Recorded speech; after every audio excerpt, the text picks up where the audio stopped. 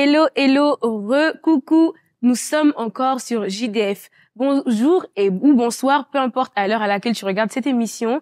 Alors, nous sommes sur le plateau de Journal intime d'une femme pour parler de la beauté intérieure et de la beauté extérieure, partie 2. Nous sommes avec Natacha Sikombe, encore une fois. Hello, hello, Natacha. Hello. Ça va? Ça va et toi? Ça va. Moi, je suis contente de t'avoir sur le plateau de JDF. Oui. La première partie était très intéressante. Et là, moi, j'ai vraiment hâte d'entendre ce que tu vas nous dire pour la deuxième partie. Donc, on va continuer avec la question pourquoi est-ce si important de prendre soin de son physique en tant que femme? Pourquoi c'est aussi important?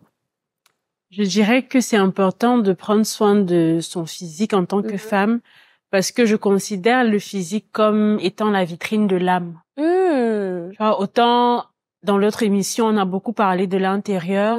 Maintenant, comme je disais, en fait, quand tu arrives dans un endroit, ce que j'ai l'habitude de dire aux femmes, c'est qu'il faudrait être en mesure d'arriver dans un endroit et ne pas forcément avoir l'opportunité de parler, mais marquer les esprits. C'est ça. Tu vois un peu. C'est ça. Mettre la lumière dans la salle. Exactement. Parce qu'il y a effectivement dans la vie, il y aura des endroits où on n'aura pas toujours l'opportunité de parler, mais parce que on sait prendre soin de son extérieur, parce qu'on réalise que voilà, et on a une certaine vitrine, on pourra marquer les esprits, on pourra marquer les gens autour de nous, et les gens auront une plus grande facilité à venir nous aborder. Donc c'est principalement pour ça. Waouh, c'est fort ce que tu dis en fait quand tu dis qu'on est là, que en fait le physique c'est la vitrine de l'âme. Waouh, gloire à Dieu. Franchement, et en fait j'aimerais savoir, est-ce que tu as un témoignage, même un moment où ça t'est arrivé, que tu es arrivé quelque part, tu n'as même pas eu besoin de parler, mais cet aspect-là t'as ouvert des portes en fait, t'as donné comme j'ai envie de dire comme bon, du pouvoir c'est un peu trop dire, mais ça t'a donné des choses, ouvert des portes et tout. Ça m'est arrivé déjà d'assister à des événements, ou bien même dans le milieu professionnel. Bon, généralement, je sais quand tu arrives dans le milieu professionnel, tu ne connais pas encore tout le monde en entreprise et tout. Et justement parce que j'avais cette habitude-là de prendre soin de moi, de me mettre en valeur, sans pour autant être extravagante. Beaucoup de personnes venaient me voir, mais comment tu fais pour tous les jours être coquette, etc. Et c'est comme ça que petit à petit, j'ai pu tisser des liens, tu vois un peu. Donc moi c'est le témoignage, l'un des témoignages que j'ai où je peux effectivement dire que quand tu prends soin de ton physique, bah, forcément tu finis par attirer des personnes qui viennent vers toi et des opportunités aussi. Oui, tout à fait. Et tu te sens même mieux, tu as plus confiance en toi. Exactement. Et ça comme tu disais, ça reflète vraiment comment tu es à l'intérieur. À l'intérieur, exactement. Ok, franchement, gloire à Dieu. Et c'est vraiment vrai ce que tu dis, parce que moi j'ai vraiment remarqué ça. Oui, et je voulais aussi dire que aussi parce que, comme la Bible nous le dit si bien, notre corps, c'est le temple du Saint-Esprit. Donc, le Saint-Esprit ne peut pas prendre plaisir à habiter dans un endroit qui n'est pas bien entretenu. Donc, c'est important aussi de se dire, là, vraiment, le Saint-Esprit vit en moi, il faut que je prenne bien soin de ce temple. Gloire à Dieu. Ça me fait même penser au temple de Salomon, quand il voulait vraiment que le temple qu'il allait construire à l'Éternel soit beau, avec de l'or, etc., etc. Bah, les femmes, nous sommes le temple du Saint-Esprit. Il n'y a pas que les hommes qui ont le Saint-Esprit, Nous aussi, voilà, on est vraiment, on est ointe et tout, donc faut vraiment prendre soin de soi. Donc, on va passer à la prochaine question, qui est, pourquoi est-ce si, non, pas ça, c'était l'avant-dernière question. La prochaine question va être, quel conseil tu pourrais donner à quelqu'une, qui veut se sentir belle au quotidien? C'est-à-dire que, elle veut shiner, quoi. Elle veut se sentir bien, quoi. Quel conseil tu pourrais nous donner? Je dirais tout simplement qu'il faut prendre conscience, en fait, des atouts que tu as et apprendre à les mettre en valeur. Parce que c'est ça, en fait, qui t'aide. Quand tu ne connais pas tes atouts, généralement, tu as tendance à croire que les autres sont toujours plus belles que toi. Oui, c'est vrai. Les autres ont plus de formes que toi. Oui, peut-être t'as pas t'as pas les formes comme X ou Y, mais peut-être que t'es élancé, t'as de longues jambes. Tu vois, donc il faut déjà être conscient, en fait, des atouts qu'on a afin de pouvoir les mettre en valeur. Et c'est vrai que ça va un peu faire bizarre parce que j'ai un exemple, en fait, qui m'est venu à l'esprit concernant la précédente question que tu as posée. Dans la Bible, en fait, on a l'exemple de la reine Esther. Tu vois, avant que la reine Esther, quand Mardochée a fait savoir à la reine Esther que son peuple, en fait, voulait être exterminé, on voit dans la Bible, en fait, pour celles qui ont déjà médité ou qui n'ont pas encore médité, c'est une invitation à aller lire le livre d'Esther. On voit qu'Esther ne s'est pas seulement préparée spirituellement. Oui, elle a pris le jeûne, mais on va nous dire aussi qu'elle a pris un bain avec certains produits parce qu'elle savait qu'en arrivant dans la cour du roi, La première chose que le roi allait voir, c'était elle. Tu vois un peu. Oui. Elle n'allait pas encore avoir l'opportunité de parler, mais juste en voyant, mais elle est rayonnante, tu vois un peu. Ça allait faire en sorte qu'il ait envie de parler avec elle. Donc, c'était juste petite parenthèse pour appuyer ce que j'ai dit tout à l'heure. Et comme j'ai dit par rapport à cette question-ci, il faut prendre conscience de ses atouts et savoir juste comment les mettre en valeur.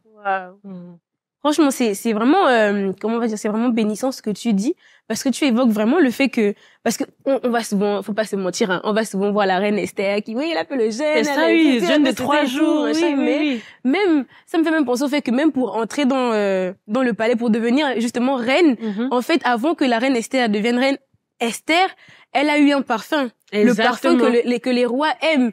Donc, elle n'avait pas encore parlé, elle n'avait pas encore, pour celle qui prie en langue, elle n'avait pas encore commencé à rabab, non. Elle sentait d'abord bon. Exactement. Elle sentait d'abord bon. Et franchement, c'est vraiment, c'est une grâce d'avoir une femme comme toi aujourd'hui pour nous dire tout ça. Parce que moi, je vois vraiment dans la société que des fois, à cause de, comment on va dire, à cause justement du fait qu'on en parlait dans l'autre émission, de ce que les gens vont dire sur nous, on va se négliger. Exactement. Moi, j'aimerais savoir, est-ce que tu as déjà eu à faire face à des femmes qui se sont négligées exprès? C'est-à-dire que elle le fait délibérément, c'est-à-dire que je me préfère rester comme ça parce que dans le passé, j'ai vécu ça, parce que dans le passé, on m'a dit ça.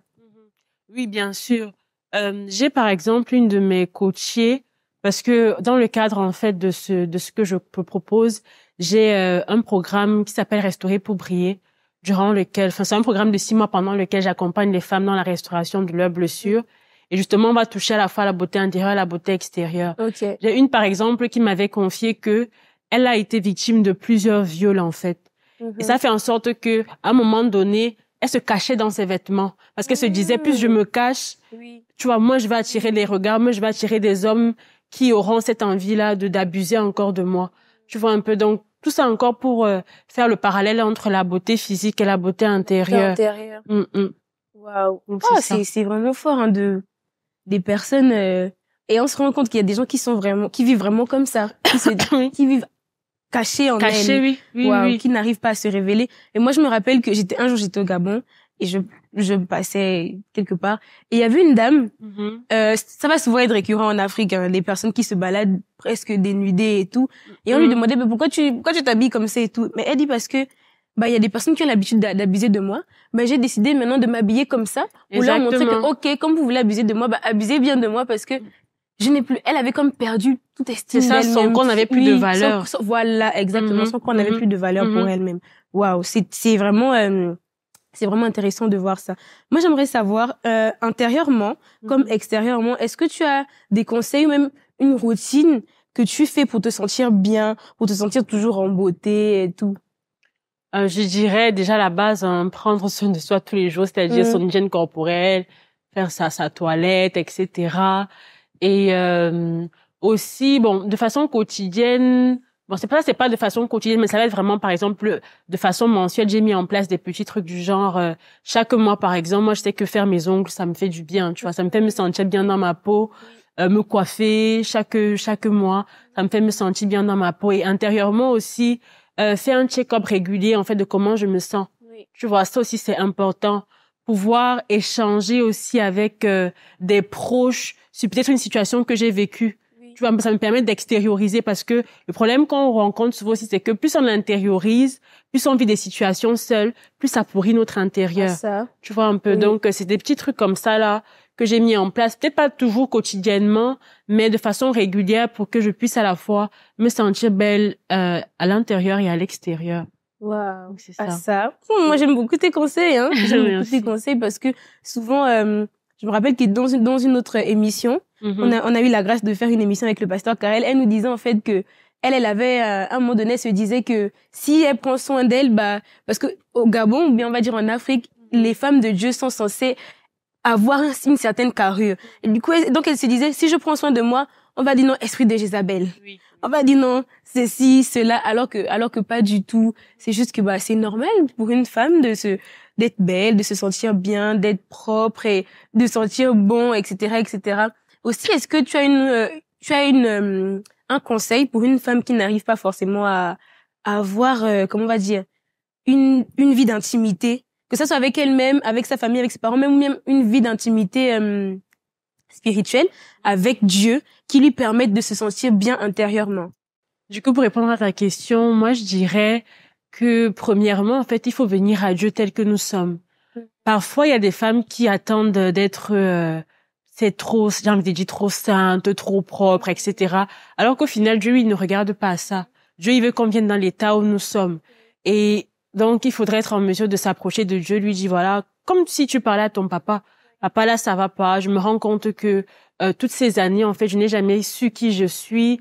J'ai fait j'ai eu à accumuler des expériences, en fait, qui n'ont fait que me détruire. Là, j'ai besoin de toi. Et ça peut aussi être en installant, en fait, une routine toute simple, hein, en prenant l'habitude, par exemple, de parler avec Dieu, en prenant l'habitude d'être dans une atmosphère d'adoration. Écouter les enseignements aussi sur YouTube, c'est très important concernant la restauration, concernant le fait de se mettre, se mettre en avant, savoir comment se mettre en valeur. Et si Dieu te guide aussi vers ça, va aller vers quelqu'un, en fait, qui est capable de t'aider. Tu vois, moi aujourd'hui, c'est ce que je fais avec les femmes, comme je dis. À la fois, je les accompagne dans la restauration de leur blessure intérieure, mais aussi je fais du conseil en image, donc pour toucher à tout ce qui est beauté extérieure. Donc parfois, ça peut aussi être Dieu va te mettre à cœur d'aller vers une personne qui te prendra par la main et qui rendra le processus plus facile. Plus facile. Parce que souvent, seul, on n'y arrive pas. On n'y arrive pas, oui. On croit que on peut le faire toute seule. Mais en fait, on se rend juste compte que non. Et c'est vraiment ce qui m'est arrivé. Je me suis dit, non, là, je peux plus. Il me faut quelqu'un qui soit près de moi. Et j'ai eu la grâce d'avoir des personnes qui sont près de moi à l'église et tout. Exactement. Et en fait, j'aimerais savoir aussi pour toi, comment est-ce que le fait d'être restauré te permet en fait d'avoir une vie plus épanouie en fait, au-delà même de tu vois, pour la beauté intérieure et pour la beauté extérieure, comment est-ce que le fait d'être restauré à l'intérieur de toi te permet d'avoir une vie plus épanouie? Alors déjà, ce qui se passe, c'est que comme j'ai dit dans la précédente émission, une blessure entraîne un système de pensée qui agit sur ton comportement. Donc le fait d'être restauré, en fait, déjà ça réaligne ton système de pensée à la vision que Dieu a de toi, à la pensée que Dieu a de toi, et ça modifie par conséquent ton comportement. Et là, par exemple, on s'est beaucoup concentré cette fois-ci sur la beauté extérieure, et j'aimerais dire que ton niveau de restauration va même impacter en fait la façon dont tu vas te mettre en avant. Moi, par exemple, je me rappelle que quand j'étais pas encore restaurée c'est un processus, hein, je dis pas que ça dure qu'un temps. Quand je n'étais pas encore entrée dans un processus de restauration, je regarde mes habits, mes vêtements aujourd'hui, comment je m'habillais, c'était toujours de façon extravagante parce que je me disais, il faut que je montre, tu vois, pour attirer le regard et tout. Mais plus le Seigneur a commencé à faire un travail de restauration en moi, plus je me dis aujourd'hui, j'ai pas besoin d'en faire trop, j'ai pas besoin d'en montrer trop pour me sentir belle, tu vois un peu. Et ça fait en sorte que même au niveau de mon style vestimentaire, j'ai réaligné les choses. Donc tu vois, c'est un peu ça, c'est que la restauration va agir sur toutes les sphères de notre vie. Et ça va nous faire nous réaligner à la vision que Dieu a de nous, à la destinée que Dieu a pour nous. C'est ça. Wow. Gloire à Dieu. C'est tellement vrai ce que tu dis. C'est tellement vrai parce que, en fait, on se rend compte que, comme on ne fait que le dire, même d'ailleurs depuis le début, hein, c'est que ce qui est dedans va se manifester à l'extérieur. Oui. Si à l'intérieur de ton cœur, tu n'es pas restauré, si à l'intérieur de ton cœur, il y a encore des choses qui t'empêchent de épouser, en fait, la vision de Dieu pour ta vie, on aura beau prophétiser sur toi, que tu vas aller au nord, au sud, ça va pas arriver. Parce que tu vas jamais croire que tu es capable de le faire, en fait. Franchement, moi, j'aime beaucoup ce que tu dis. Pour clôturer l'émission, quel serait ton mot de fin? Alors, déjà, je dirais merci. Merci beaucoup à JDF de m'avoir invité sur ce plateau. C'était un honneur. Et je dirais tout simplement à une femme de ne pas négliger son intérieur, de ne pas non plus négliger son extérieur parce que Dieu nous a créés pour être des lumières. Et comme la Bible nous dit si bien, on n'allume pas une lumière, en fait, pour la cacher après. Malheureusement, comme on l'a dit tout au long de l'émission, les blessures intérieures peuvent souvent faire en sorte qu'on se cache, qu'on soit voilé. Et il est temps, en fait, que le monde puisse profiter, si je peux le dire, de notre éclat, de cette lumière, en fait, que le Seigneur veut faire de nous. Et ça passe par le travail qu'on va faire sur soi. Amen. Donc, c'est important d'investir sur soi parce que c'est le meilleur investissement qu'on puisse faire dans une vie. Amen. Amen. Franchement, c'était un honneur aussi de te recevoir. Nous avons vraiment été bénis par tous tes conseils, hein, franchement, de la première à la deuxième émission. Et j'espère que vous aussi, vous avez été bénis. En tout cas, moi, c'était mon cas. Donc, on se retrouve pour la prochaine émission. Au revoir. Au revoir.